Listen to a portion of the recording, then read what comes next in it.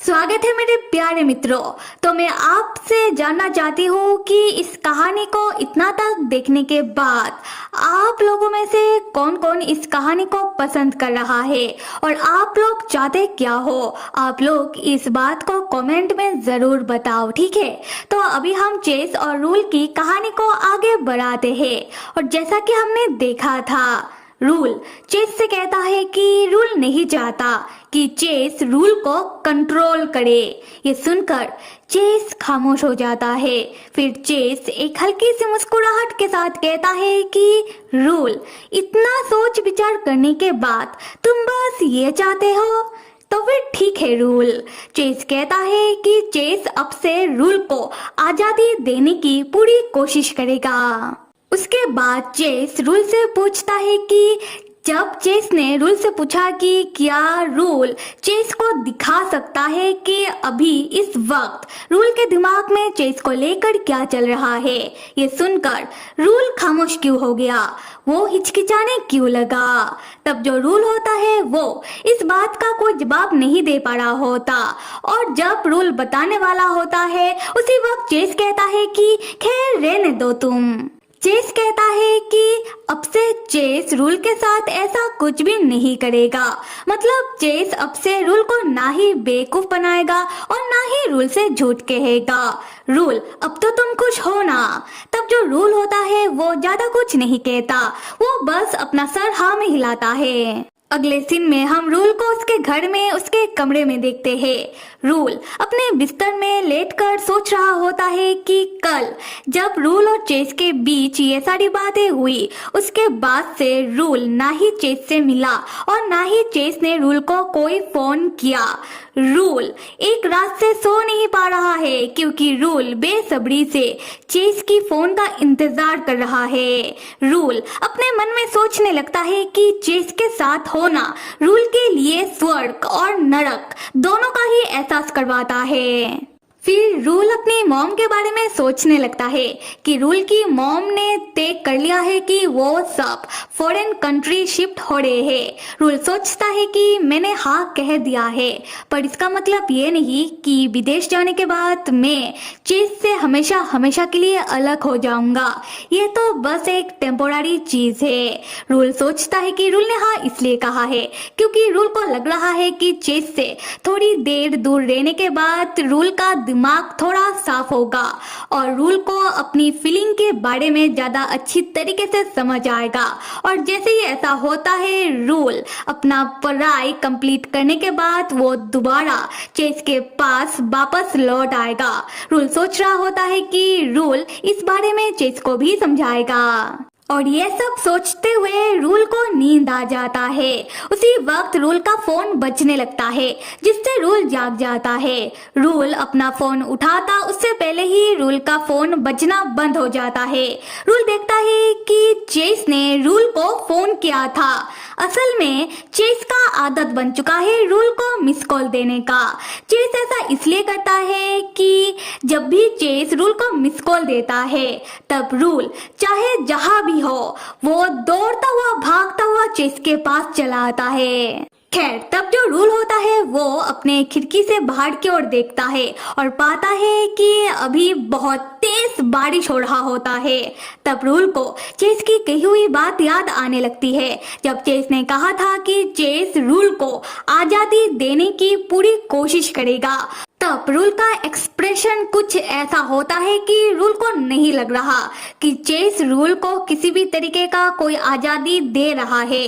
खैर, अगले सीन में हम देखते हैं कि रूल अकेला इसी तेज बारिश में भीगता हुआ भागता हुआ ब्राउन मैंशन चला आता है। और एक तो रात हो रहा होता है, ऊपर से इतना तेज बारिश हो रहा है, इसलिए रूल को कोई गाड़ी भी नहीं मिलता। इसी कारण रूल पूरी तरीके से भीग जाता है। जब रूल ब्राउन मैंशन के अंदर आता है तब एक नौकरानी जिसका बालों का रंग काले रंग का होता है वो एक तौलिया लेकर भागती हुई रूल के पास आती है। तब वो नौकरानी रूल से कह रही होती है कि अरे मिस्टर रूल, आप इस वक्त इतनी बारिश में यहाँ आप भीगते हुए क्यों आए? आप हम में से किसी को कह देते तो हम ही जाकर आपको लेकर आते। रूल तब बहाना मारता हुआ कहता है कि कोई बात नहीं, असल में ना मैं मेंशन के सामने से गुजर रहा था तो सोचा कि मेंशन के अंदर चला आओ। तब वो नौकरानी तौलिए से रूल का सर पोंछने लगती है और मुस्कुराते हुए रूल से कहती है कि मिस्टर रूल, आपको अपना सेहत का ध्यान रखना चाहिए, अगर आप बीमार पड़ जाते तब क्या होता। और वो जो नौकरानी होती है वो रूल का सर तौलिए से पोंछ रही होती है, इसी कारण वो रूल के बहुत करीब खड़ी होती है। तब जो चेस होता है वो इस चीज को देख लेता है। चेस उस नौकरानी को रूल के इतने करीब खड़ा होता हुआ देखकर और रूल का ध्यान रखता हुआ देखकर चेस जेलस हो जाता है। चेस को तब बहुत गुस्सा आ रहा होता है। तब चेस वही अपनी गुस्से वाली मुस्कुराहट के साथ रूल को ताना मारने लगता है। चेस कहता है कि वाह रूल, मजे कर रहे हो। चेस को देखते ही वो नौकरानी पीछे हट जाती है और तौलिया रूल को पकड़ा देती है। रूल तब चेस की ओर देखता है। चेस कह रहा होता है कि रूल, ये सीन कुछ देखा देखा सा लग रहा है। बहुत साल पहले ऐसे ही तेज बारिश में भीगते हुए तुम मेरे पास आए थे। लगता है कि ये तुम्हारा ट्रिक है लोगों से सिंपैथी लेने का और लोगों को पटाने का। उस समय मैं तुम्हारा टारगेट था, तो क्या अभी ये नौकरानी तुम्हारी टारगेट है? तब हम देखते हैं कि वो जो नौकरानी होती है वो बार बार रूल की ओर ही देख रही होती है और उसका नजर रूल में से हट ही नहीं रहा होता। लगता है कि वो नौकरानी थोड़ा बहुत रूल को पसंद करती है और चेस भी इस चीज को देखता है और चेस को सबसे ज्यादा इसी चीज से जेलसी हो रहा होता है। खैर, दूसरी तरफ रूल चेस से कह रहा होता है कि चेस, ये तुम क्या कह रहे हो? चेस, तुम्हें कोई गलतफहमी हो रहा है। चेस जेलसी में गुस्से में कहता है कि क्या मुझे गलतफहमी हो रहा है? अब मुझे सब समझ में आ रहा है कि तुम बहुत ही घटिया इंसान हो। ये कह के चेस गुस्से में वहां से चला जाता है। तब रूल को समझ ही नहीं आ रहा होता कि चेस को इतना गुस्सा क्यों आ रहा है। रूल ने तो ऐसा कुछ किया भी नहीं जिससे चेस को उसके ऊपर गुस्सा आए। तब रूल भी चेस के पीछे पीछे भागता हुआ जाने लगता है, चेस को बुलाते हुए। तब रूल अपने मन में सोच रहा होता है कि जब भी चेस नाराज होता है, चेस की नाराजगी रूल से बर्दाश्त नहीं होता। जब भी चेस की कोई बात होता है तब रूल के मन में एक तूफान सा उठने लगता है। रूल ये बात चेस को कैसे समझाए? खैर, दूसरी तरफ हम चेस को देखते हैं जो गुस्से में अपने कमरे में आता है और अपने बेलकुनी का दरवाजा खोलकर वो अपने बेलकुनी में आता है और उसी तेज बारिश में भीगने लगता है। तब रूल भी चेस के पीछे पीछे वो भी बेलकुनी में आता है और वो दोनों ऐसे ही बारिश में भीग रहे होते हैं। रूल तब चेस से कहता है कि चेस, तुम्हें मुझे और वो नौकरानी को लेकर गलतफहमी हो रही है। हाँ, हम दोनों के बीच कुछ भी नहीं है। और यहाँ रूल का हकलाना शुरू, क्योंकि चेस का गुस्सा देखकर रूल घबरा गया है। खैर, दूसरी तरफ चेस बहुत ही गुस्से में कहता है कि चुप रहो। चेस बहुत ही गुस्से में तब पूछता है कि रूल, तुमने हाँ क्यों कहा? रूल हकलाते हुए कहता है कि किस बारे में?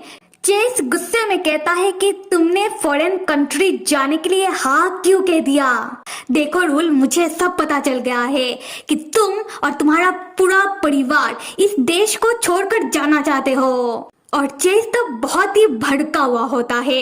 वो गुस्से में रूल को बहुत सारी गालियां देने लगता है, जैसे कि कमीने, क्या तुम इतने सालों से मेरे साथ खेल रहे थे? चेस गुस्से में कह रहा होता है कि चेस ने तो रूल से पूछा था कि रूल को क्या चाहिए। चेस रूल को देने के लिए तैयार है। इससे ज्यादा चेस रूल के लिए और क्या करे? चेस ऐसा क्या करे जिससे रूल को संतुष्टि मिले? चेस रूल से कहता है कि रूल, बताओ मुझे कि तुम्हें चाहिए क्या? चेस कह रहा होता है कि चेस रूल को सब कुछ, मतलब सब कुछ देने के लिए तैयार है। रूल तो गौर से चेस की ओर देख रहा होता है कि चेस रूल के ऊपर इसलिए गुस्सा कर रहा है क्योंकि चेस सिर्फ रूल को अपने पास रोकना चाहता है। तब रूल दौड़ता हुआ चेस के पास जाता है और बारिश में भीगता हुआ चेस को टाइटली हग करता है और चेस का सर सहलाते हुए वो चेस को शांत करने लगता है। खैर रूल तब रोने लगता है।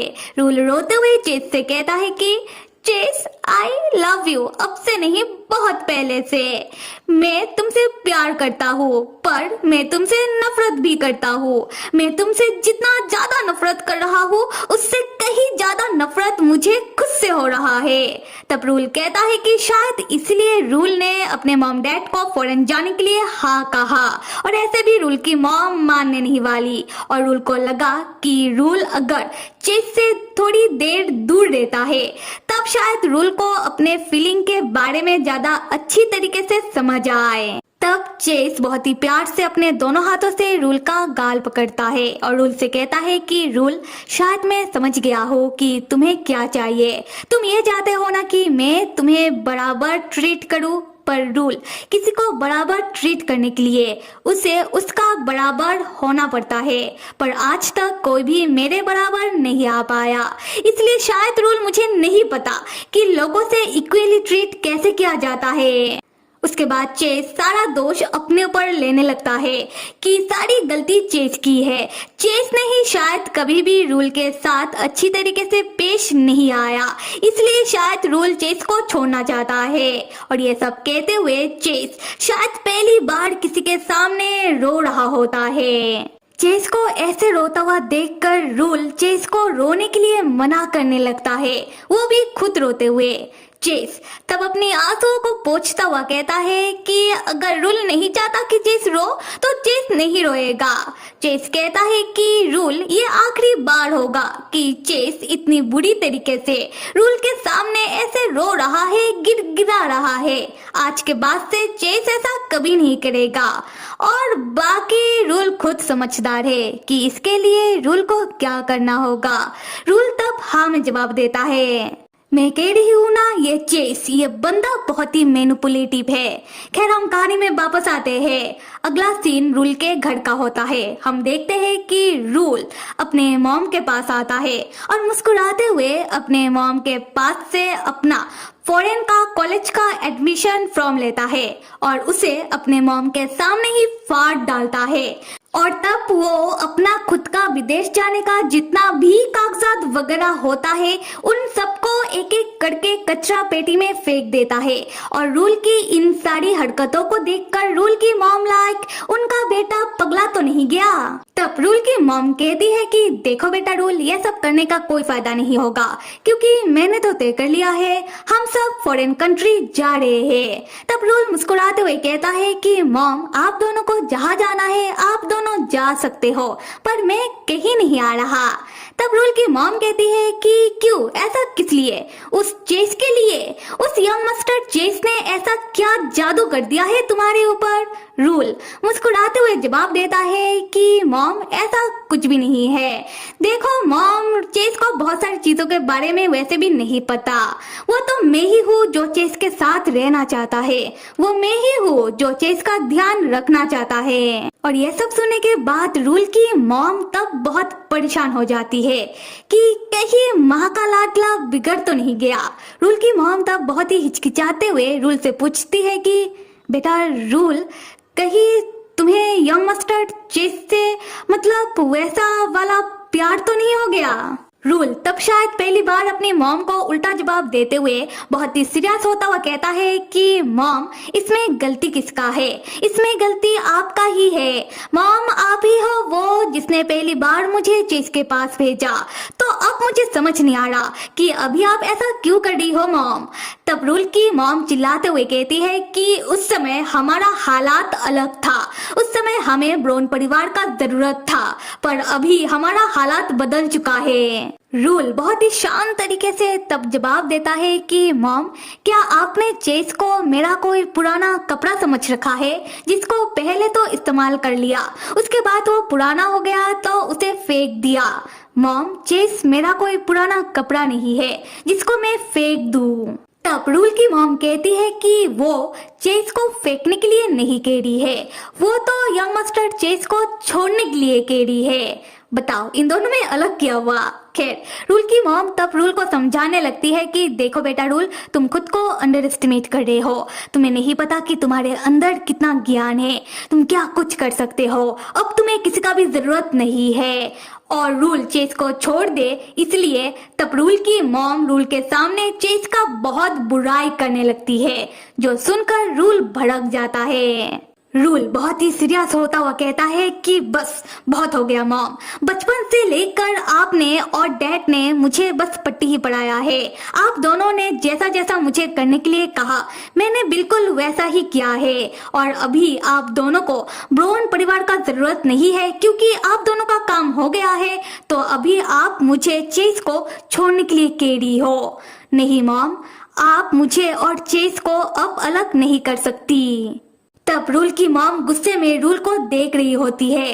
रूल कह रहा होता है कि मुझे आप लोगों का अब कोई जरूरत नहीं है। आप दोनों ने मेरे ऊपर जितना एहसान करना था आप दोनों कर चुके हो, और मेरा आप दोनों के प्रति जितना ड्यूटी और रेस्पॉन्सिबिलिटी था वो मैं निभा चुका हूँ। ये सुनकर रूल की मॉम चौंक कर पूछती है कि रूल कौन सा एहसान, कौन सा ड्यूटी और रेस्पॉन्सिबिलिटी के बारे में बात कर रहा है। मुझे कुछ समझ नहीं आ रहा। क्या उस यंग मास्टर चेस ने हमारे खिलाफ तुम्हें कुछ कहा है। रूल कहता है कि उसने मुझे कुछ भी नहीं कहा है, और आप हर बार चेस को बीच में मत लेकर आओ। इस चीज का चेस से कोई वास्ता नहीं है। फिर रूल बताने लगता है कि असल में बचपन में रूल ने अपनी मॉम डैड को लड़ते हुए देख लिया था। तब रूल को पता चल गया था कि रूल के डैड का बेटा नहीं है, और यह बात रूल की मॉम ही चिल्ला कर कह रही थी। और रूल के डैड ने भी कहा था कि उन्होंने इस चीज को लेकर टेस्ट किया है।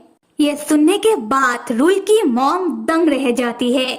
उसके बाद वो जोर जोर से हंसने लगती है। वो रूल से कहती है कि हे भगवान, मेरा मासूम बेटा, तुम अभी तक कितने भोले हो। फिर रूल की मॉम सच बताने लगती है कि उन दिनों रूल के मॉम डैड जिस पार्टीज में जाया करते थे, वहाँ के औरतें रूल की मॉम की सुंदरता से बहुत जेलस थी, क्योंकि रूल की मॉम वाकई में बहुत सुंदर है और रूल भी बिल्कुल अपनी मॉम की तरह ही है। खैर, तब वो औरतें जेलेसी में आकर रूल की मॉम के बारे में गलत रूमर्स फैला देती है कि रूल की मॉम का पहले किसी दूसरे आदमी के साथ चक्कर था, और रूल के डैड उस समय उन्हें तो बस बहाना चाहिए था रूल के मॉम के ऊपर अपना हाथ उठाने का, तो इसलिए रूल के डैड ने उन औरतों के ऊपर विश्वास कर लिया था।